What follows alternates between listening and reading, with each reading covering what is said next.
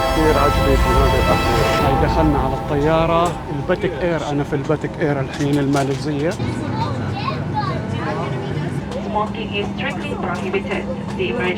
على الخطوط الماليزية الباتيك إير، الكراسي لا بأس فيها، رجليك بتمدهم عادي مش مشكلة. أهلا وسهلا فيكم في حلقة جديدة. أنا وصلت سريلانكا تحديدا حاليا في كولومبو، في العاصمة كولومبو. على فكرة من المطار كولومبو لغاية يعني وسط البلد أو الداون تاون حوالي بالتاكسي 40-45 دقيقة. واستأجرت هاي الغرفة لمدة ليلتين، تطلع $37، يعني الليلة حوالي $18.50. طبعا هاي باب الغرفة، هاي مراي، هذا السرير أو التخت، وفي عندك كبت اللي هو الخزانة، وفي عندك طاولة وكرسي، وهذه الإطلالة. وخلينا نعمل جولات ونشوف شو في سريلانكا. أهلا فيكم في العاصمة كولومبو، أهلا وسهلا فيكم في الأزمة والزحمة هذه. خلينا نشوف ونستكشف الشوارع مع بعض. هاي هون بدنا نقطع الشارع، والله مشكلة. التوك توك كثير في هذه البلد، أهم إشي التوك توك هون. وصلت إلى سريلانكا كولومبو، وأنا سمعت أشياء كثيرة على فكرة عن العاصمة، بعد الأشياء كويسة وبعدها مش كويس. في البعض من الناس بيحكوا إنها صاخبة وفوضوية ومش نظيفة، وناس بتحكي إنها جميلة وحديثة ومتطورة. بدنا نروح إحنا على أكثر من منطقة، بدنا نروح على منطقة نحكي المنطقة الشعبية، وبعديها نطلع على المناطق اللي بيحكوا عليها حديثة ومتطورة. الشوارع الأرصفة ماشي الحال، متواضعة، النظافة مش 100%. الشوارع أزمة، دائما في أزمة بالشوارع. اوكي، خلينا نحكي كمان على موضوع التنقل، التكاسي هون في اب الاوبر، وفي كمان اب رح تشوفوه على الشاشة اسمه بيك مي. لكن بعد التجربة لا تعتمد على الابس، لا تعتمد كثير على اوبر وبيك مي، لانه اغلب الناس هون بتاخذ التكاسي عن طريق التوك توك، والتوك توك دائما هو اصلا بيزي، دائما مشغول وعنده شغل.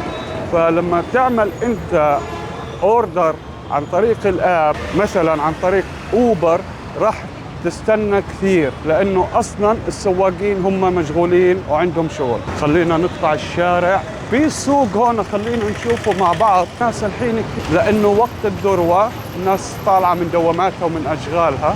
الحين تقريبا الساعه 5 العصر. بالنسبه للجو، انا جيت هون في شهر 7، الجو حار، رطوبه عاليه، يعني فعلا تشعر ايضا هون في الرطوبه نفس اندونيسيا وفيتنام، نفس المبدا. لكن انا جيت امس من بالي في اندونيسيا، الجو هناك يعني يعتبر الطف واحسن. هون الرطوبه بتحس فيها عاليه. هذا الباص، هذه باصات المواصلات عندهم رخيص طبعا، لكن لا انصح باستخدامها، لانه بكون في ناس مثل السردين فوق بعض. أدوات كهربائية، تصليح تلفونات، بيع كفرات تلفونات، وطبعا أكشاك صغيرة ببيعوا الساندويش. وفي عندي ملاحظة بالنسبة للشعب السريلانكي، صدقا يا إخوان، والله إنه الشعب طيب جدا، يا الله ما أطيبه. تسأل أي واحد بالشارع بدلك عادي، ما في أي إشكال. الشعب هيك لطيف جدا، حبيت هذا الشعب كشعب كثير محترم. ونسبة الأمان طبعا في سريلانكا النسبة عالية، عادي بتمشي بالشارع وانت آمن، ما في عندك أي مشكلة. واو الناس والله أزمة. محلات ببيعوا نظارات شمسية، ملابس.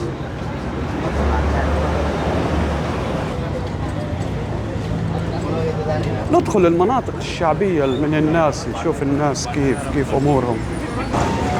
خلينا ندخل شمال نشوف شو في هون. الأحذية كثير عجبتني هذه الأحذية.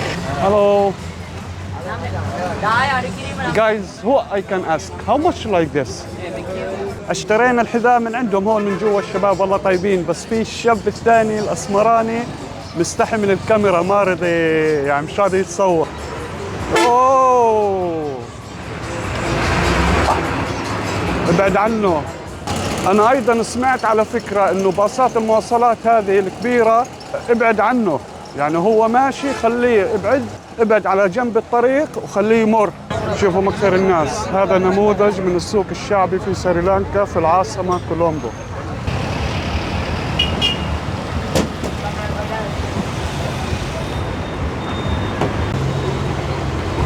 وهذا المبنى اللي أمامنا هاي محطة القطار الرئيسية اللي بتنتقل منها لأي مدينة داخل سريلانكا. الحين احنا في شارع اسمه كايزر ستريت. هذا الشارع كثير معروف هون في كولومبو عاصمة سريلانكا، وبتشوف فيه أشياء كثيرة ممكن تشتريها، تتمشى، تشوف الناس الكثيرة بهالشوارع. طبعا مستحيل نيجي للعاصمة كولومبو في سريلانكا وما نشوف هذا المكان المشهور جدا. هذا هو الجامع الشهير في العاصمة كولومبو في سريلانكا، بتميز بلونه الأحمر. هذا هو الجامع الأحمر المتعارف عليه، بسموه هون الجامع الأحمر. شوفوا هذا الجمال.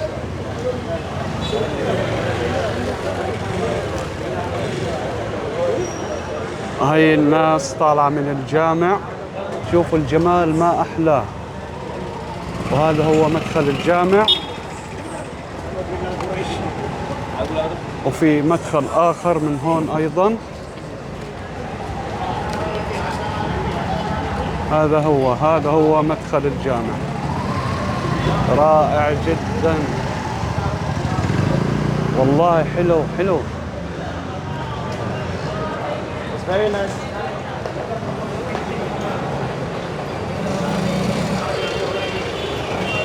جميل جدا وفعلا مميز، ويستحق يكون هذا الجامع مشهور جدا حول العالم. طراز معماري رائع جدا. وعلى فكرة هذا الجامع معروف عندهم هون في سريلانكا بالعامية باسم سمان كوتوبالي، اللي معناه جامع الأحمر. وهذا الجامع أو المسجد هو من أقدم المساجد في كولومبو، وأحد المعالم السياحية الشهيرة في المدينة. هذا الجامع انبنى عام 1909 ميلادي. شوفوا كيف شكله من جوا، حلو جدا ما أحلاه. Hello, what this? اوكي، هاي بدنا نجرب هذا العصير نشوف شو هو. هذا هو حاء سخن شوي، اسمه بحكي لي بورن. احنا الحين طلعنا من المنطقة الشعبية ورحنا على المناطق الأكثر تحضر أو المناطق الراقية. شوفوا هاي المجمعات، وشايفين انتوا هناك هذاك البرج البعيد، هذا اسمه برج اللوتس، طوله تقريبا 365 متر، أعلى برج في كولومبو العاصمة السريلانكية. خلينا ناخذ شوية معلومات عن سريلانكا. سريلانكا تعداد السكان حوالي 23 مليون. هل تعلم أنه التوك توك في سريلانكا المستخدمين حوالي 1,200,000 توك توك في سريلانكا؟ على فكرة هذا الكلام بالنسبة للتوك توك لأنه أرزاق الناس وأغلبها بتشتغل عليه، وأغلبها بتشتغل تكاسي وتوصيلات، وسريلانكا عليها وجهة سياحية وإقبال سياحي جيد. الآن بالنسبة للفيزا، فيزا سريلانكا على فكرة هي سهلة جدا. تدخل على الويب سايت، على الموقع الإلكتروني على الإنترنت، بتلاقي أنت مثل هيك كما هو ظاهر على الشاشة، هذا موقع للفيزا السريلانكية اللي هم بسموها ETA فيزا. تكلفتها $50، راح تدفع $50 عن طريق الموقع لما تسويها. طبعا هذا موقع حكومي. ممكن انت اذا ما لحقت او نسيت تعملها، ممكن تعملها في مطار سريلانكا، ولكن راح تدفع $60 بدل $50. في شيء اخر، لما تاخذ الفيزا ETA بعطوك اياها لمدة 30 يوم لمدة شهر، تحتسب من اول دخولك اول يوم في سريلانكا، وبعطوك اياها مالتي انترنس، يعني خلال هذا الشهر وانت داخل سريلانكا ممكن تروح على الهند وترجع مرة ثانية من غير ما تعمل أي فيزا سريلانكية. وهذا البحر اللي خلفنا اسمه بحر لاكيدايف سي.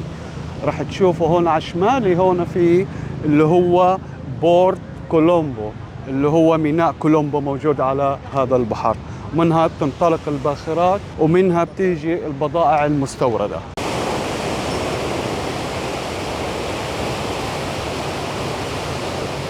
وهذا عبارة عن ممشى جسر، الناس بتمشوا هون. الجو المسا كثير حلو وجميل. اوكي، الحلقة انتهت بالنسبة لليوم. لا تنسوا تشتركوا في القناة واللايك والاعجاب، واعملوا كالعادة اللي بدكم اياه. سلام.